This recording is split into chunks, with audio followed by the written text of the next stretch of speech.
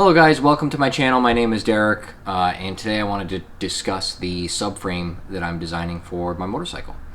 So here's a picture of what it looks like on the bike right now, and at least in prototype pieces, and I'll kind of show you where we're at.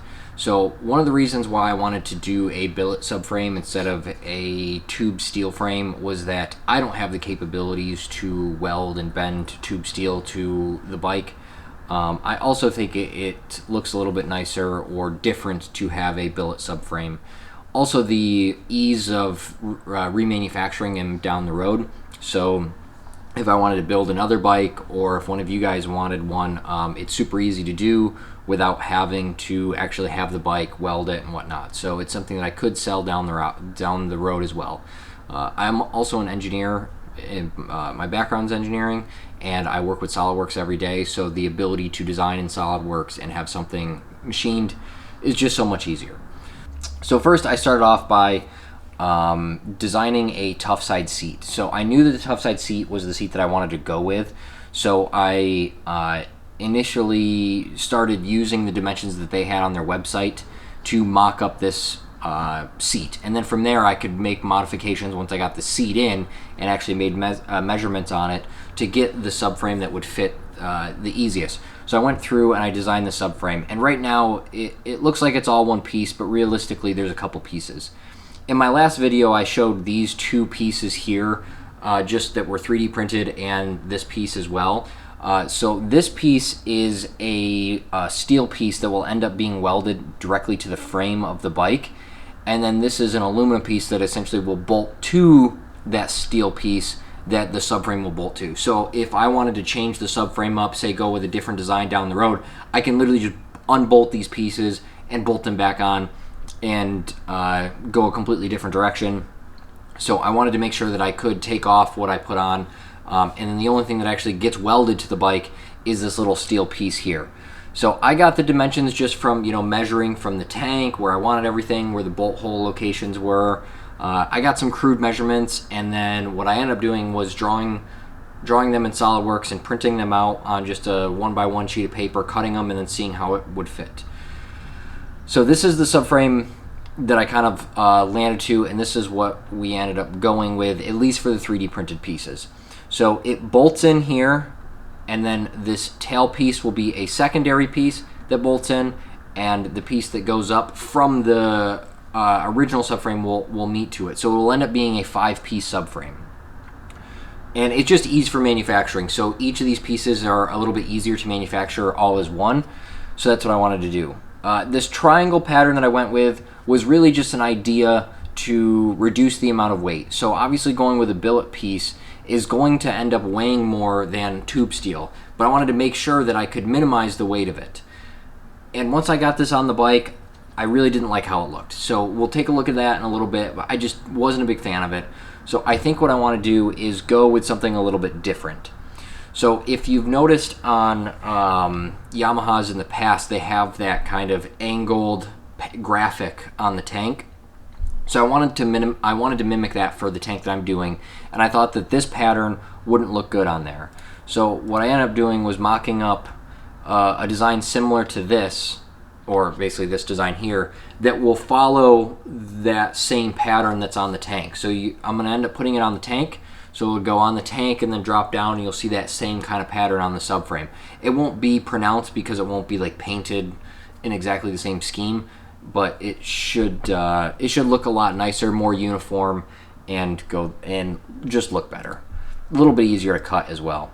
So the other thing I want to point out is if we look on the underside of this, you'll notice that there's this little like slit that goes all the way up and around.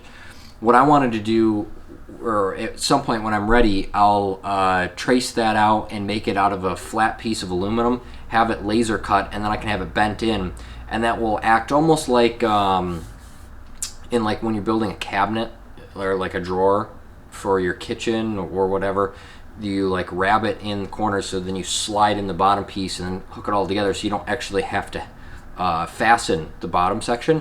That's exactly what I want to do here. I want to make an aluminum tray that I can put all the electronics on. Not necessarily the battery won't fit, but the Moto Gadget M unit, the starter solenoid, any of the other electronics that I might have in there, I want to put all in there and then have that in the tray so that I can take it out or move as needed. So everything will be in there.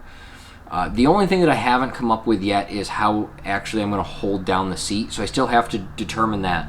But right now, this is what the prototype subframe looks like.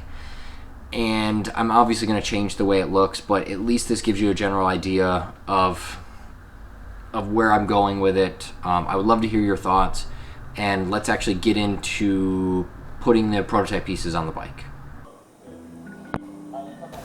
Alright guys, so I just wanted to do a little voiceover here just because the shop's a little loud, but I'm just showing you the pieces that we talked about a little bit earlier. So here is the steel piece that drops in those channels on the frame, and it's essentially going to get welded there. You can see exactly how much gap there is to the tank, so that's why we made that aluminum spacer. So the aluminum spacer acts as a bolt for the subframe, but also props up the back of the tank to a very specific amount to align everything. So just going to put these pieces together with some 1/4-20 fasteners and then get the side subframe pieces on. The other thing you'll notice is I've just got to trim up that steel piece a little bit. It's a little bit long, and then there's a little shelf on there so that the subframe will actually sit on that little shelf. So instead of putting all the weight on the 1/4-20 bolt, there's a little just material shelf in there that should help with any sort of stresses, just so that the bolt doesn't have to hold all of it. So we'll take that and put it over on the bike, and you'll see it actually fits in there really nice. And I've had to add a little bit of clearance for this Royal Enfield tank, and yeah, so there's a hole for the tank that we'll end up bolting to. Just want to make sure that I get the fitment right. And then these side pieces, these ones were a bit of a challenge just to get the appropriate length right. So obviously this length is very important and crucial because that's what's going to set the angle of the subframe. So if these are a little bit too long, it won't match the tank. So the line at the bottom of the tank that goes into the subframe, you want the subframe to have the same exact line and be perfectly parallel. So these ones took me a little bit of time to get right, and quite a bit of measuring, trial and error, but I think we nailed it with the length of them and the angles. So the tank is tipped up a little bit from factory, and these pieces do kind of hold the subframe at least in parallel with the bottom of the tank, so it does have some nice lines. The other thing you'll notice is the aluminum piece is a little bit thick, so the subframe pieces at the top are a little bit wider than those angled pieces that come up. So if I trim those down a little bit, it should actually bring them in and allow for some perfect fitment. The other thing too is with this end piece, right? Once I screw in one side, the other side actually does have a little bit of a gap too. I don't show it here. You might be able to see it a little bit as I'm trying to stretch it.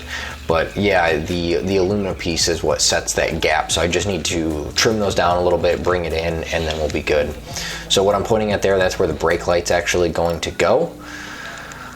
And I got one of those flexible 8-inch ones that's the brake light and the turn signals, and I thought that was the best route to take, have it all integrated into the subframe, make it look really nice. And then here's the tough side seat that I was talking about earlier, and what it looks like on the bike itself.